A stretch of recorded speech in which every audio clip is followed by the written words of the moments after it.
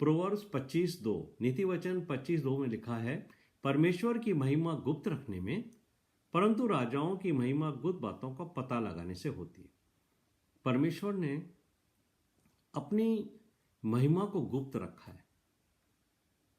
साधारण तौर से हम इसको समझ नहीं पाते, लेकिन परमेश्वर की महिमा उसके वचन में छिपी हुई है। और जो लोग वचन के सीकर्स हैं, वचन को ढूंढते हैं, वचन के पीछे दौड़ते हैं, जिनके मन में ये बहुत इच्छा है कि वो वचन की गहरी बातों को समझें, ढूंढें उन्हें, परमेश्वर अपनी महिमा को उनके साथ शेयर करता है। जो परमेश्वर का मन से पीछा करते हैं, उनको परमेश्वर अपनी महिमा में से ज़रूर बांटेगा।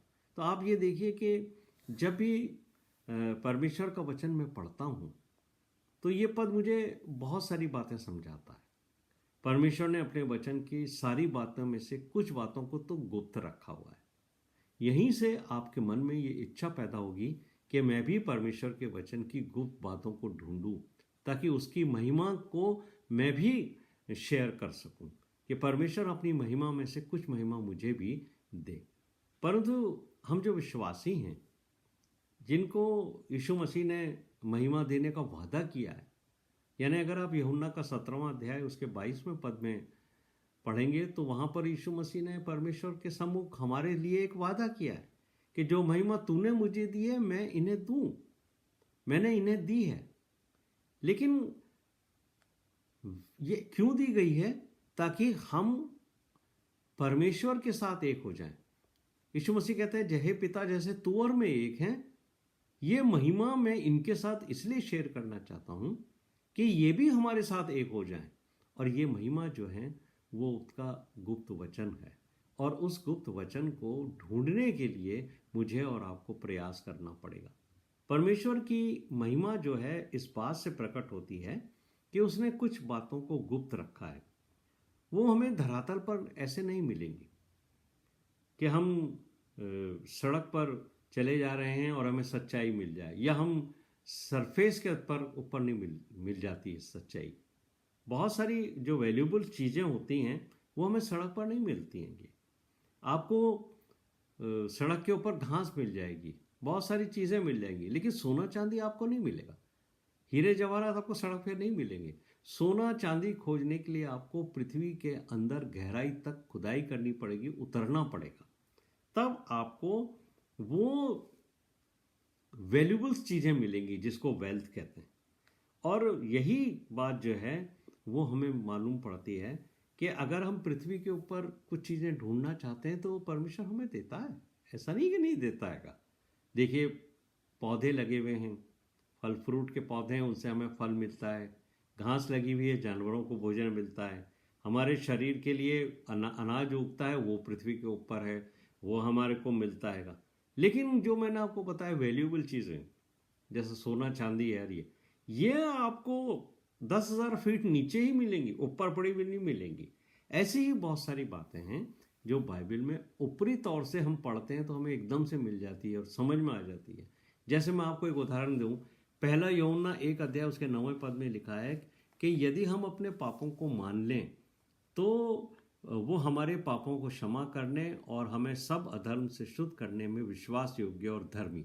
इस पद को पढ़ने से मुझे और आपको एकदम समझ में आ जाता है कि यदि हम अपने पापों को मान लेंगे तो प्रभु यीशु मसीह हमारे पापों को क्षमा करने के अंदर विश्वास योग्य है और धर्मी है।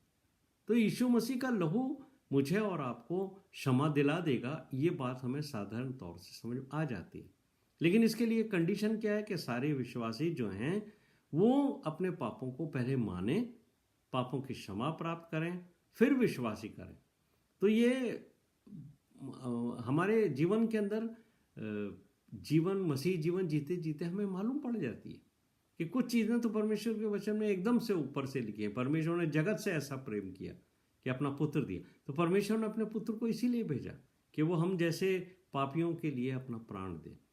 परमेश्वर के वचन के बहुत अंदर तक हमारे जीवन में जाने के लिए उस महिमा में हमें भाग्य मिले, इसके लिए हमें वचन की को गहराई से ढूंढना पड़ेगा।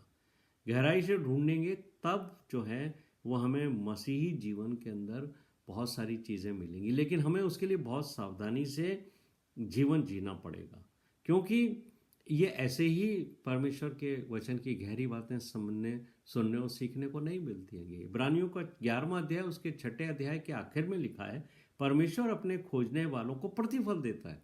तो जो परमेश्वर के को डेलिजेंटली सीख करते हैं, बहुत ही मन लगाकर उसको खोजते हैं, उनको परमेश्वर जो है वो अपने वचन की बहुत भेद भरी बातें सिखाता है।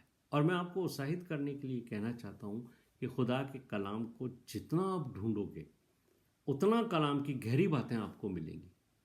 ऊपरी ऊपरी तौर से मत पढ़िए बाइबल को, बाइबल की गहरी बातों को ढूंढिए। जब भी मैं बाइबल के वचनों को पढ़ता हूँ, एक एक शब्द के ऊपर मैं गौर करता हूँ, एक एक पद को मैं कई कई वर्जन्स के अंदर पढ़ता हूँ। बाइबल में कहाँ कौन सा पद जो है वो किस वर्जन से आपको परमेश्वर समझा दे, वो आपके आत्मिक जीवन का लेवल होता है। जिस तरीके की भाषा आप समझ पाते हैं, जिस साधारण भाषा में को आप समझ लेंगे, परमेश्वर आपको उसी भाषा में अपना वचन सिखा देगा। तो बाइबल के वर्सेस को समझना, बाइबल की गहरी बातों को समझने के लिए आपको परमेश्वर के वचन के अंदर डूबना पड़ेगा, तब आपको मिलेगा। और इसलिए भजनकार 42 में भजन के पहले पद में कहता है, जैसे हिरनी नदी के जल के लिए हाँफती है, वैसे ही है परमेश्वर मैं तेरे लिए हाँफता हूँ। तो मुझे और आपको यदि परमेश्वर के वचन की भेद भरी और गहरी बातें सीखनी है, तो हमें ये तरीका अपनाना पड़ेगा कि हमें उसके जीवन का जल है ये, तो जीवन का जल प्राप्त करने के लिए हमें हिरनी के समान हाँफना पड़ेगा, यानी मेहनत करनी पड़ेगी। जैसे हिरनी पानी के लिए प्यासी होकर मेहनत करती है, दौड़ती है, तब उसको पानी मिलता है, वैसे ही मुझे और आपको भी परमेश्वर के वचन में बहुत गहरा अध्ययन करना पड़ेगा, तब भेद भरी बातें परमेश्वर हमारे सामने खोल देगा। और मत्ती के 13वें अध्याय के अंदर यीशु मसीह ने बीज बोने वाले का दृष्टांत में समझा दिया है। मत्ती के 13वें अध्याय के 20वें पद में वो कहता है कि एक मनुष्य की एक उसने तस्वीर बताई है कि जो बहुत खुशी के साथ वचन को ग्रहण कर लेते हैं, पर क्योंकि अंदर उनके वो वचन नहीं उतरता है, इसलिए कई बार जो है जब डीप वचन नहीं जाता है, तो कई बार संसार की समस्याएं, परेशानियां हमें परमेश्वर से दूर ले जाती हैं। यानी कई बार आप अच्छा वचन संदेश सुनते हो, पर वो आपके माइंड तक रहता है, वो आपकी सोल में नहीं उतरता, आपके आत्मा के अंदर नहीं जाता वो। इसलिए जब वो आपके अंदर नहीं उतरता है, इसलिए आपका शरीर जो है, जो उसकी डिज़ायर्स हैं, उसकी ख्वाहिशें, आपका जो मन है, वो आपके ऊपर प्रभाव डालता है और आपसे शैतान जो है वो पाप करा लेता है। जब आप बहुत अच्छे संदेश सुनते हो तो सिर्फ वो आपके दिमाग में ही रहते हैं। यही बात मुझे आपको मालूम होनी चाहिए कि जो नया नियम है, जो न्यू कवनेंट है, उसके अनुसार हम तब चल पाएंगे जब वो हमारे अंदर, हमारी आत्मा के अंदर तक प्रवेश करेगा। यानी हमारी सोल को, हमारी डिज़ायर को, हमारी इमोशंस को, हमारे माइंड को कंट्रोल करने के बाद वो डीपर अंदर जाएगा, जहाँ पर हमारी आत्मा रहती है। जब वो आत्मा से मिलेगा तब हमारी आत्मिक उन्नति होगी। यीशु मसीह नई वाचा में मुझे और आपको यही समझाते हैं कि यदि हमने उसको वचन को अंदर तक जाने दिया, तो वो फिर क्या करेगा। यूहन्ना 4:14 में लिखा है कि जो वचन आपके अंदर एक सोता बन जाएगा, जो आपके पूरे जीवन काल में आपके अंदर से उमड़ता रहेगा और लोगों के जीवन को आशीषित करता रहेगा। पवित्र शास्त्र की आशीषें यही हैं, जो आपके अंदर से बहने लगेंगी और दूसरे लोगों को भी आशीषित करेंगी। जो बात परमेश्वर ने अब्राहम से कही थी कि तू दुनिया की सब जातियों के लिए आशीष का कारण होगा, तो आशीष बनेगा। पौलुस भी गलातियों के 3 अध्याय के 14वें पद में यही कहते हैं कि अब्राहम की आशीष जो है यीशु मसीह में नई जातियों तक पहुंचे। ये एक रास्ता परमेश्वर ने हमारे लिए रखा है। तो ये हमारे लिए लिखा गया है कि एक विश्वासी को इस तरह समझना चाहिए कि जब आप किसी व्यक्ति के या से मिलते हैं या किसी परिवार से साथ आप मिलते हैं, तो आपको जो आशीषें मिली हैं, जो सोता आपके अंदर से बह रहा है, वो आशीषें, वो आत्मिक और सांसारिक आशीषें भी उस व्यक्ति तक पहुंचेंगी।